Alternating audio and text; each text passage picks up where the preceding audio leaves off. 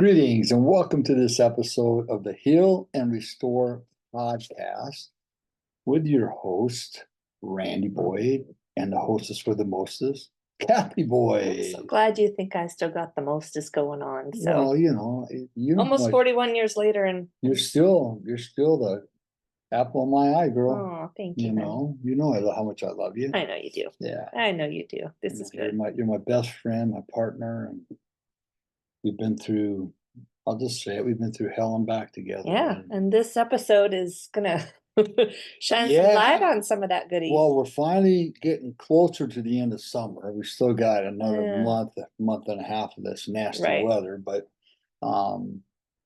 it's August. Yeah, here we are. August 5th, and we're on our way. So last month we were talking about personal development. Personal development last month. And we're going to talk about something today that, well, Kathy and I've experienced, but what we're finding out in a lot of the couples that we are mentoring, coaching and mentoring. Yeah, it's a big problem. Yeah, and it's been become more and more prevalent the more we work with people. Yeah, and it's interesting because you hear of these things happening and you think, oh, it will never happen to me. In fact, we had that very same comment mentioned to us just this last week. Yep. And I probably would have agreed with that comment as well, is that, oh, it will never happen to me. Right, exactly. And so interesting enough, this happens to more people than we think.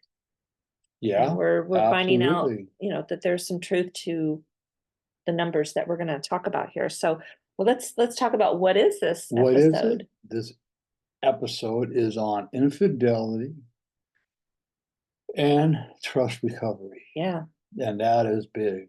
Now, I'll start by saying this is going to be a little tough to listen to, a little tough to hear, but it's so important because we need to, it's like anything, we need to be educated in what's going on in our world, what's going on with our friends, what's going on with our family. Exactly. And the more we know, the better we are. And there's several types of infidelity, but I think there's two of them that we're going to focus on. And one is the physical and emotional. And emotional happens more often than we think it does, and it's actually a little more damaging, I think, to especially to women and to men.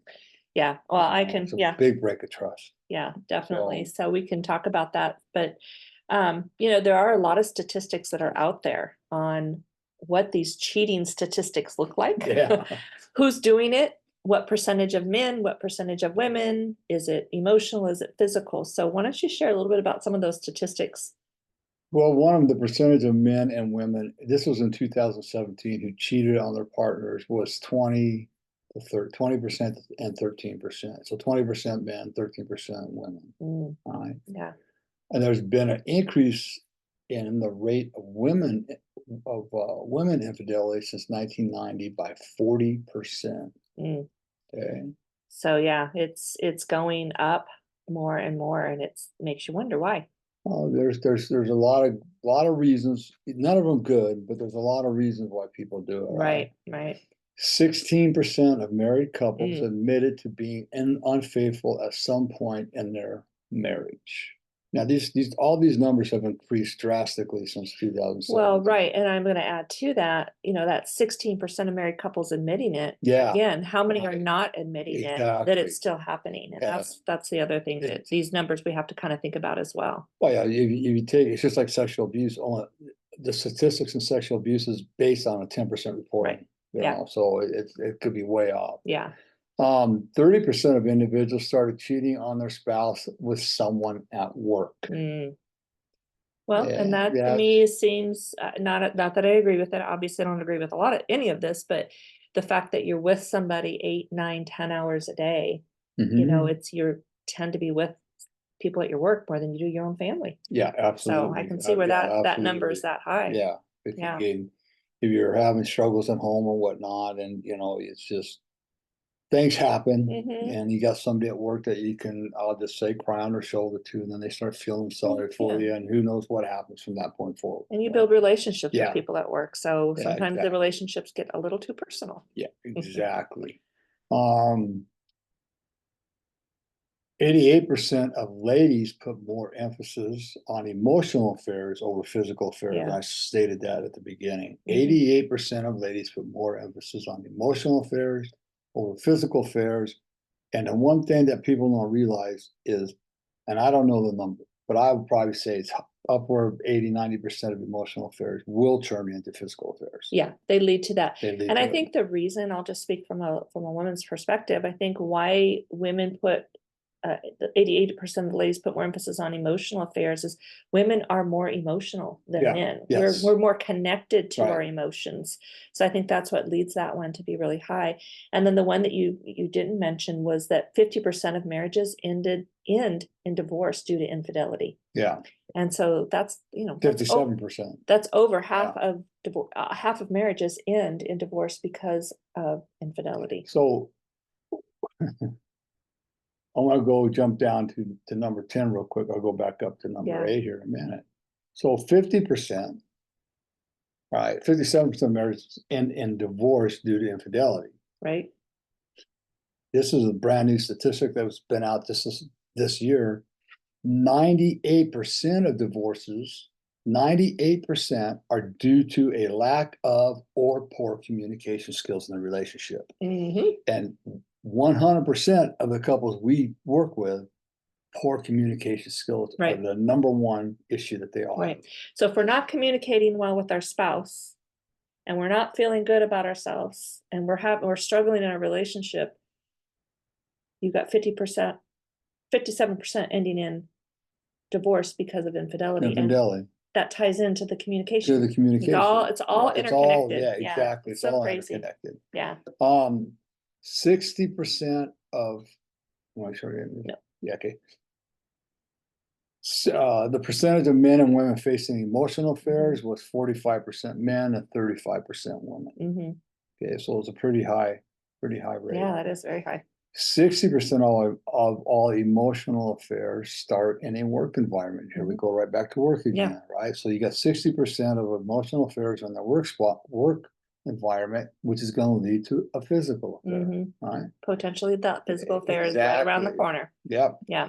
77% of men confessed to engaging in some form of emotional affair, while women accounted for 91%. Right. So that's where I think that the women's emotions tend to be a lot higher. So I think that percentage follows that. Exactly. Yeah. And again, what Kathy and I know is that we could probably tie all this back into lack of communication. I mean, it is an absolute,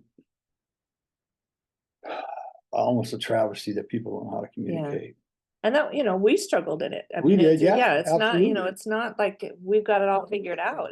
There's a lot of people that struggle, and we are part of that too. Absolutely, 100%. Also, at the same time, that's been part of our healing journey as a result of that poor communication too. All these things can be worked on, and it's like Kathy and I say, as long as you love each other, even if it's just a smidgen of love, a little bit in there, love.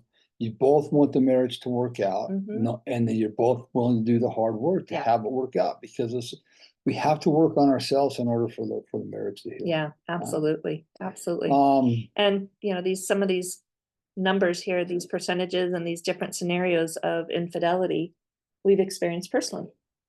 Yeah, and so one of the things Kathy and I take great pride in, but yet aren't not proud of. Not proud of that. There's part that we're not proud of, and there's part that we are proud of. Right. And that is the fact that we base all of our coaching and mentoring off of not only the academia that I've gone through, but more importantly, is personal experience. And we experienced an affair. I had the affair in 2004. Right. And it was the only thing that Kathy did wrong. It's not even wrong. It was right. It was that she loved me 100% unconditionally. Yeah. She walked through hell and back with me. But the problem is that, Kathy had her parts in it. But the problem is that I never thought I was worthy of the kind of love that Kathy gave me growing up, because I was emotionally abused. I never thought that. How can anybody love me this much? Well, and you never had anybody show you that kind of love. Right. So it was a big question mark in your mind. Right. And the ones that loved me, dad, grandma, they died. So there's a sense of abandonment. And when you grow up not thinking you're worthy, and being told all the time you're not worthy by certain people in your life, well, then you start believing it. Right. And so I thought Kathy and I were both at the peak of our careers. We were both making very good money. Kathy was in the real estate business and I was a contractor. And I just felt that because I wasn't worthy of Kathy's love, she's working around all these real estate tycoons. Tycoons. Contrary to any of the evidence, there was no evidence that she was going to leave me for one of these guys because I wasn't worthy of her love. Now, we sat with our therapist and looked at Kathy and said, Kathy, you got a part in this too. And she did, but I'm going to say this. She had a part in it because she kind of was pulling away from me, but rightfully so. Right. Right. I want to say that. I want to make that very clear because about a year or two into my recovery, doing some self-discovery, self-reflection, I realized I wanted Kathy to love me in these certain ways, right? I wanted her to do this and that for me, but how in God's name did I expect her to do all that when I was treating her poorly? Right. Right. And so we have to really do some deep diving into this area of our life because there's always a reason. And I don't want to point the finger at Kathy. I'm the one that did it. Right. I have the reason. She asked me one time, well, Randy, why did you have the affair? And my answer then, you probably remember, was, well, drugs and alcohol. Well, which had a huge part in it. Right. But then as I was doing more of my self-discovery and reflection. That was the surface. Yeah. That was the surface part of it, right? But then as I dove deeper into it, what I just explained to you about not feeling worthy of her love was revealed to me. So so that's kind of where we're coming from. And Kathy, here's the thing, is Kathy, she had a word from God that she'll probably tell you about here in just a second, but she right away forgave me analytically, so to speak. Yeah. You know what I mean? It was the beginning of it. She forgave me. She didn't want to be strapped in a prison for the rest of her life, but I had to do a lot of work, and she did some work too. But I had work to do, but yeah, you had the bigger picture. But for sure. I mean, I saw her at a baseball game. My son was playing college ball, and I saw her at this game. I was out of the house at the time, and I looked down at her, and she's got her nice little white ski jacket on. She's got a pair of nice jeans on. She's got her hip flared out. I'm going, oh my God, what did I do? My hip flared out. Oh, she does that today, and it drives me crazy. It really does. She just did it this morning. I said, hey, you got to be careful doing that around me, girl. But you're so funny. You know, and it was that moment that, you know, for one, I really felt bad. I mean, I had a lot of guilt and remorse every night anyways, but then that's when you had a word from God. Yeah. I remember, I think I was talking on the phone, but I realized I think at the time we weren't in church. No. You know, so I didn't realize what it was, but looking back, it definitely was a word from God. And that is that you have been with this man for over half your life. You have to start fighting for your marriage. You want this marriage, you got to fight for it. Right. And of course, I still didn't know what that was, what that would look like, what the dynamics, fighting to me was not pretty up until then. I didn't know how to fight in a healthy way. So I was like, okay, I hear you. And I was like, God, I don't want to start all over. I really have invested in 21 my years. marriage. I've invested in a family. I've invested in our financial future. I mean, all of the things that were there, I had to kind of like take a step back and realize that, okay, I can do this. I've come this far and I've gone through a lot of things, but if I don't fix this is going to carry over everywhere I go. Right. Exactly. And so that's one thing we share with a lot of our clients is that, if you don't fix what's going on now, you can expect more of this in all relationships, and not just in love relationships. It affects your relationships with your family. It affects relationships with your children, with your coworkers.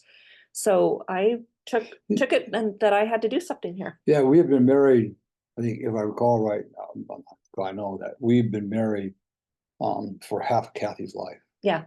That's how many years we've been married, for half of the time, Kathy. At that time. At that time, Yeah, right. been more than that now. But I didn't put it in here, there's another statistic, I don't recall the exact number, but there's a percentage of people who have an affair in a first marriage, let's say, or a relationship, that they will repeat that behavior in the following relationships. Thus why we say we have to resolve the issues right now within yourself in order to heal the marriage or the relationship. And any relationships follow that. Exactly. Yeah, no, that's really good. Do you feel like, and I'll just ask this question, you probably aren't even prepared for this, but do you feel that, knowing that, you had that deeper, what drove you to an affair was a deeper drive, but did you fall under an emotional affair initially? Yes. Yeah. Absolutely. So I think, like you said, emotion can lead to physical. Yeah. So it was an emotional connection first that led to the physical. Yeah. I mean, she was the paralegal of a law firm that I was having a personal injury suit with. And I'll just leave it at that. Yeah. And that's how it started. But yeah, it's that simple though, really when you least expect it, depending on what's going on in your life, you never know where that leads. I'm just thinking right now of a story in the big book, it says that we started with beer, then we went to something stronger, then we went to the bars because we couldn't get satisfaction. Then the bars weren't working, the drugs, the alcohol wasn't working. So then maybe we tried drugs, that wasn't working. So ultimately we switched to infidelity. Right. Yeah. And that's kind of, my story, because not only was the affair part of my wounds from being abused all those years as a kid, all the alcohol and drugs, the addiction was, so we're just constantly chasing this somehow to fill the hole in our soul, find relief somewhere. Right. Yeah. And I can tell you, men, I'm talking to you right now, and you need to hear this. Okay, you need to hear this. If you think you can have an affair and go on about a normal life, I'm going to tell you, man, you're in for a rude awakening. Yeah. I was out of the house for 2 months, and pretty much on a nightly basis, I either drank myself to sleep or cried myself to sleep. Yeah. I was filled with so much remorse and guilt. Yeah. And it just got to me. It was killing me. And by the grace of God, some things took place on January 31st, 2000. December 31st, 2004. Yeah. And it was purely God that did it. Yeah, so, no, definitely. God has hand in So it. don't even think that you can get away with this. And if you do, you're probably a narcissist. Yeah, if you have that mindset. If you have that mindset, that you're probably or at least have narcissistic tendencies. Yeah. You got to be careful there, because not everybody. No. I know. That's a strong word, but still, the reality is that we have to be able to look at self and go from there. So this is going to be a 3-part series here. So we're going to talk in this first segment. We kind of went over all the cheating statistics and a little bit about our story and stuff, but we want to start talking about how do we rebuild trust. And I think that's one of the hardest things for people to go through, myself was included. Yes. Although I say it was easy, it really wasn't easy. It was just, I was in the place where I wanted my marriage to work. So I was going to do anything that I had to do. I was open and willing to do what I had to do to rebuild that trust. Randy was open and willing to rebuild the trust as well. So it really helped that he was going to do whatever it took. And I want to say this.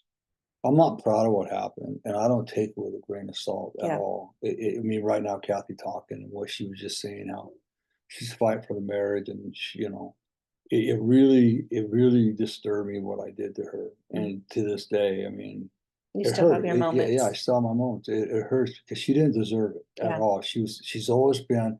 When I met Kathy, she was my dream girl. Everything about her, it checked all my boxes.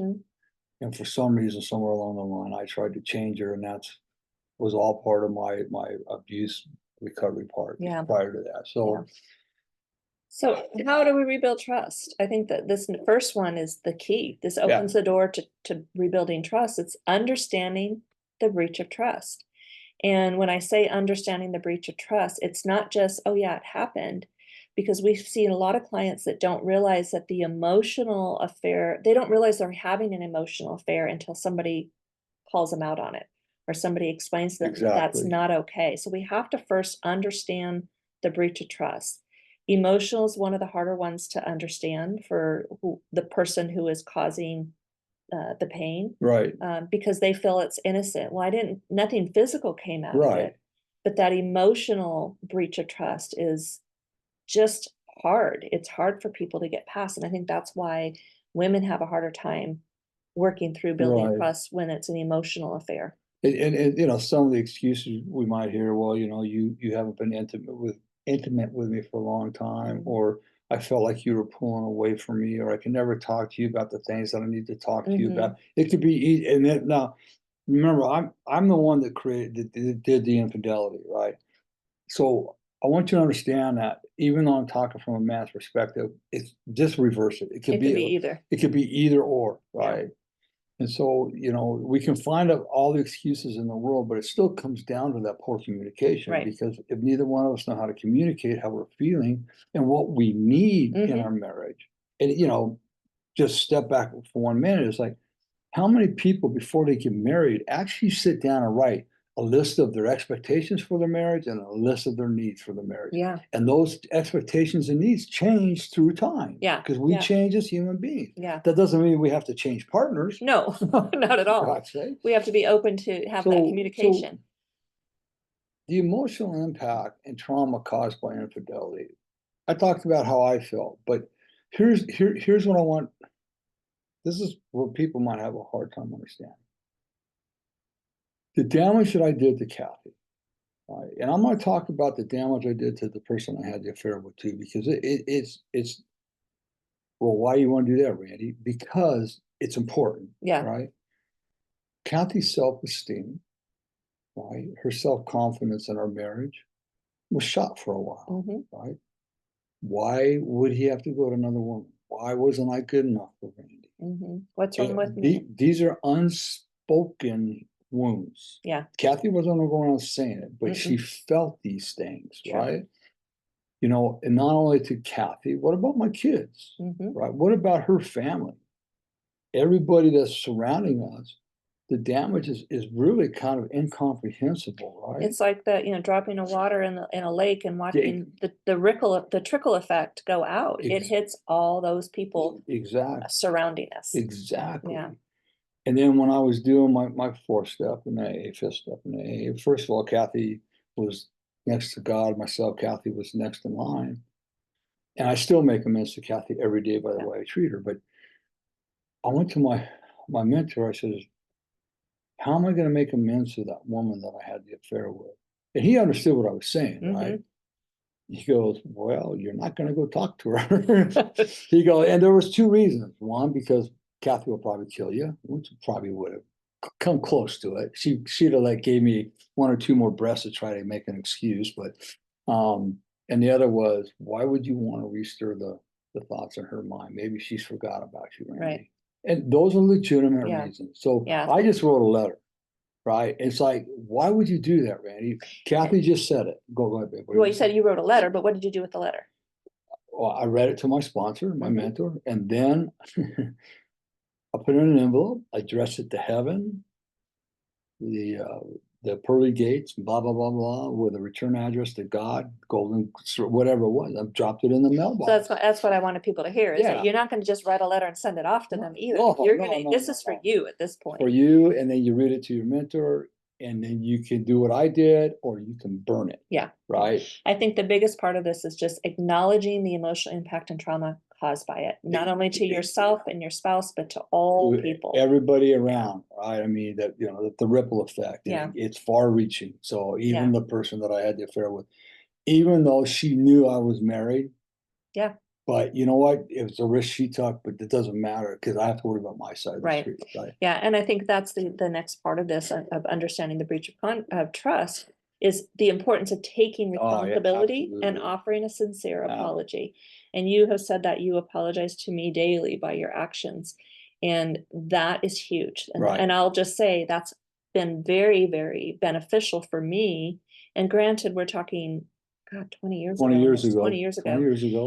It's been beneficial for me in that healing journey of forgiveness that I had to go on. Exactly. You know, so that was very it made that's where I think it made the forgiveness easier, not easy, was your action. Exactly. Yeah. Right. Because words were mute to Kathy anymore. Yeah. And even to my kids. Yeah. Words were mute. They didn't mean nothing. It was all Right. my action. Yeah. So, and then we talked about, poor communication, right? Mm-hmm. So the next one, part two of this, of how to rebuild trust, is open communication. Yeah. And that played an absolutely critical role in our healing journey. Yeah. And not so much for me, but for Kathy. Yeah. The importance of open and honest communication is crazy important. Yeah. We can't go without it. Our therapist, Deborah Mines Pearson, she saved our marriage. Yeah. She saved my life. She's one of the best therapists I've ever encountered in my life, period. And what she did is she says, Randy, when Kathy wants to talk about this affair with you. Now, I'm going to preface this by saying this. It's been 20 years since that affair. And not one time, and I mean it, has Kathy ever thrown that affair in my face. Nor have any of us thrown anything in our face from the 41 years we've been married. Right. Yeah, that's good. So, what? Well, I was just thinking of the techniques that we're going to get into about that effective communication, because it's not just listening, it's not just talking. There's so much to it. Exactly. And that's one of the things you just mentioned, was avoiding blame. And that was part of that healthy communication. Exactly. And being able to express our emotions without aggression. If I was feeling a certain way, and that was one thing that Deborah told us told you, is if I wanted to talk about it, you had to be willing to listen. Now she said it, you did it to her, Randy. Right. So that's where I was, I had the opportunity to express my emotions without an aggressive or defensive response from you. Because that's not going to help. That's not going to benefit either of us. No, and my only reactions aloud were this. I'm sorry that you feel that way. You have a right, and I understand why you feel that way. Yeah. Okay. And just know that I am working really hard on becoming the man that you deserve and the husband that you deserve in your life. And again, I'm sorry for what I've done to you. Right. That's it.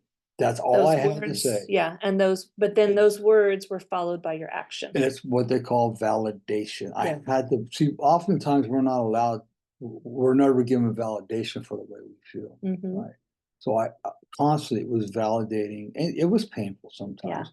Yeah. And I got to tell this part, because this is like 15 years later. I was doing some work with, and you probably heard this on one of my other podcasts. I was doing some work with another life coach. We were working on a 12-week course at the Indian reservation down in Coachella Valley. And I was probably spending, 4 to 6, 8 hours at her house, strictly working on the program we were putting together. Yeah. Right? So I come home one day, it's about 2 weeks after into it. I come home one night, and we're in the kitchen, and Kathy's chopping up some veggies with a big butcher knife in her hand. They're looking at me with the evil, I know. But she had this, I knew something was wrong. I said, Kathy, what's wrong? Nothing. I go, Kathy, what's wrong? She put the knife down, and she looked at me. She goes, Randy, I'm concerned about the amount of time that you're spending with Topeka. And Topeka was a beautiful girl, not as beautiful as Kathy. She was younger, right? And I looked at Kathy calmly, and I says, I've been waiting for this conversation. And I literally honestly was. Yeah. And I looked at Kathy. I says, Kathy, I understand why you feel that way. And you have a right to feel that way. But I want you to know one thing. It's strictly business over there. Right. That's it.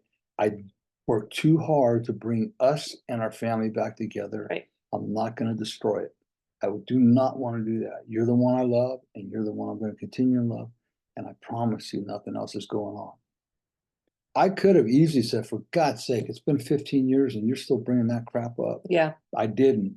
I did not do that. Yeah. Because she needed the validation. And I will just acknowledge that for me, that was a big, giant step for me to even speak up, because I had lost my voice through so much of our dark times. And so I was still learning how to use my voice. I will say today, I am much better, and I'm encouraging those out there, whether it's a man or a woman that has felt like anything you said was faced with defense. is okay to start using your voice. And absolutely. I think I could, I have learned that as a result of being able to use my voice and speaking my truth in love without aggression, I am in a much better place today, and our communication is better because I'm using the communication tools now. Right. I'm not just shutting down and saying nothing. I'm expressing feelings. It takes time and patience to learn these communication skills. So we have to remember that, number one, we can't communicate because we were never taught how to communicate properly. And so how many years have you been communicating, so to speak, in the ways you've been communicating? And the only way 20, 30 years? No, it's true. We're completely changing that. Yeah. So the next one, we want to talk about, there's just a couple steps here that we want to finish off in this category, is transparency and accountability. Absolutely. And it might look like sharing passwords. You got to be open to your whereabouts and other acts of transparency, and then building a routine of accountability to restore the trust. And that is something that I don't know why, it just seemed like that was the best way for us to get through that. Passwords, we were open with passwords, we were open with our phones. And it's not to say that I'm not going to lie and say, oh, I've never checked his stuff. I have checked his phone. I have checked things in the past, but he's made it easy for me to build that trust because there's no secrets. No secrets. The secrets keep us sick. So having transparent accountability is really huge in building that trust back up as well. Exactly. And, we talked about the infidelity, physical and emotional, but the one thing we didn't talk about was pornography. Yeah. And that's a form of infidelity as well. Yeah. Because there's things that happen while watching pornography. So sharing passwords is key. Yeah. If you can't share passwords, you're telling your partner, I'm hiding something. Or you're telling them that they're not important. They're not important. Yeah. Exactly. So being open about what your whereabouts. Okay. I mean, you have to be open about your whereabouts. And on today's phones, it's pretty easy to do that. And if you close those off. Unless you close them off, and if your partner again is like, why do you got to know where I'm at all the time? Well, you asking that question, you need to think, you know the answer within you. So all these things are very important. We have one client, pornography was his big deal. And actually what he did, this guy was tremendously strong in what he did. He got rid of his smartphone and went to a flip phone, and it saved his marriage. Yeah. Right. He tripped a couple of times, even on TV. There were certain things that he just to this day, he won't watch certain things because he's just triggered too easily. But he got a smartphone. His wife knew everything, knew all his passcodes, knew everything he was doing. And they got a phenomenal marriage today. And if you think about it, if it's a secret, if you can't have open passwords, open transparency, open whereabouts, all of those things, why? You have to ask yourself, why? Why am I keeping this secret? What am I holding on to? This happened one day. I was meeting with a bunch of guys from my AA, not a bunch, there's 3 of us, having coffee from my AA group several years ago. And we all rode Harleys back then, right? And they wanted to go up the next day. They wanted to go up from Palm Desert, wanted to go up over ride to Julian, which is a couple-hour ride up over the hill. And I, without thinking, said that, I'm all in for tomorrow. That sounds good. Wanted to be part of, wanted to fit in. Wanted to be part of and fit in. Well, I had forgot that I told my beautiful wife that I would take her out to lunch the next day. So in my crazy mind, I was scheming on the way to my truck. And when I first sat down in the truck, what can I tell her? What kind of excuse can I give her that I'm going to go riding tomorrow without her knowing I'm going riding? And I'm thinking, man, what are you doing? Right?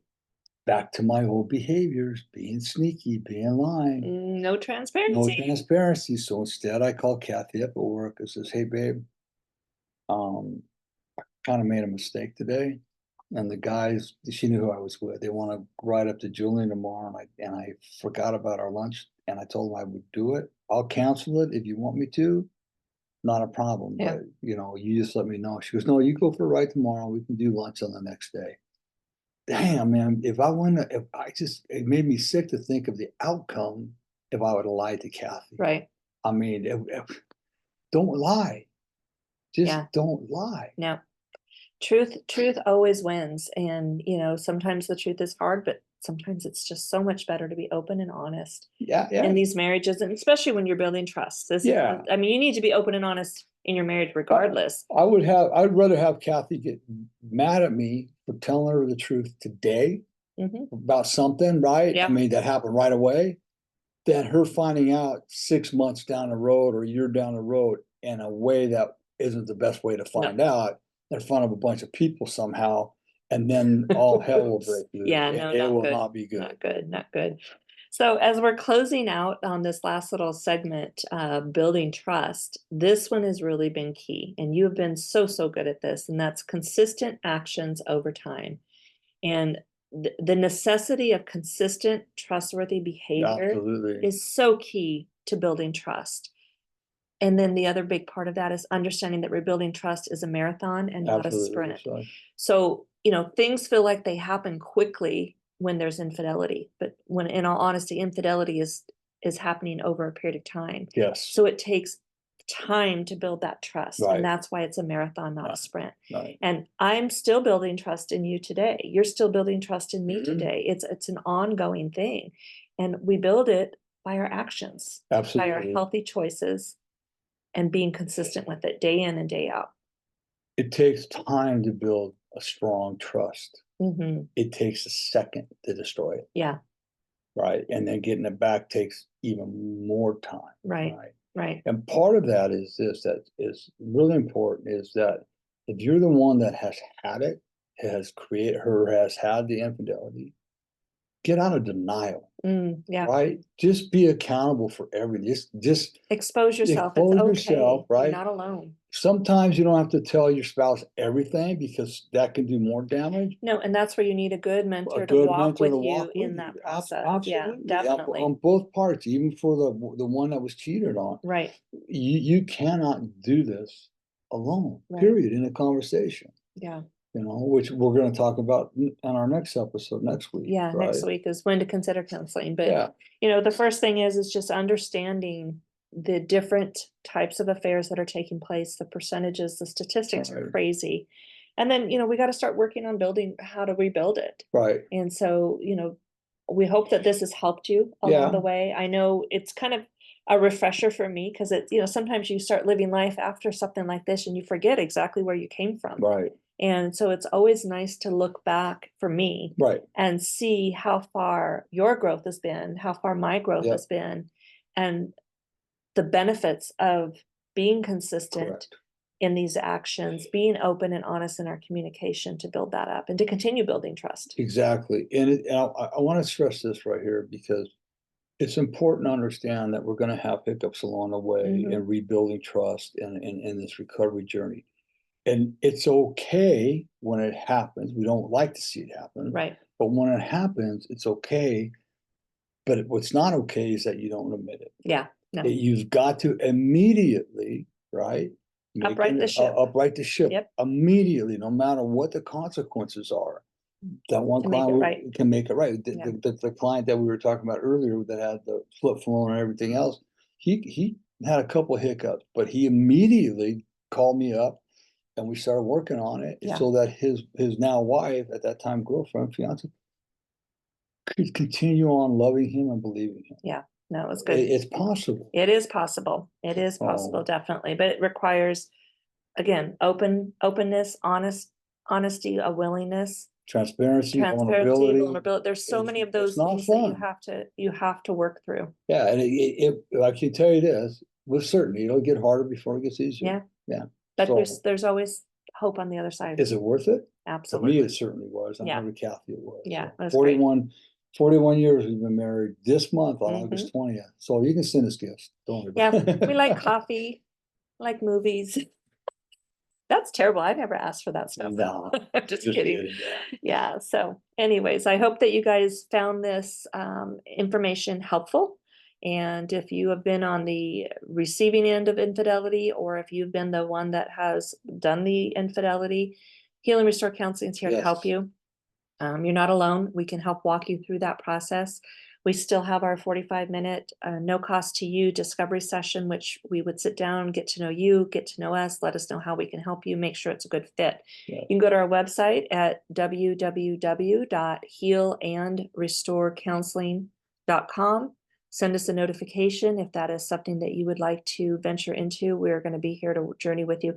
Doesn't matter where you're located. We are local here in Arizona, but we have clients throughout the country at this point. We do Zoom, so yeah, we can do everything through Zoom. So please reach out if that is you. Yep. Okay. So we hope you all got a little bit out of this. And like Kathy says, if you're in need of some help, please reach out to Heal and Restore Counseling. Yep, we're happy to help. Now remember this, if nobody tells you they love you today, Randy does. Kathy does. But more importantly, God does. Be blessed, everybody. Have a fabulous week. Be blessed.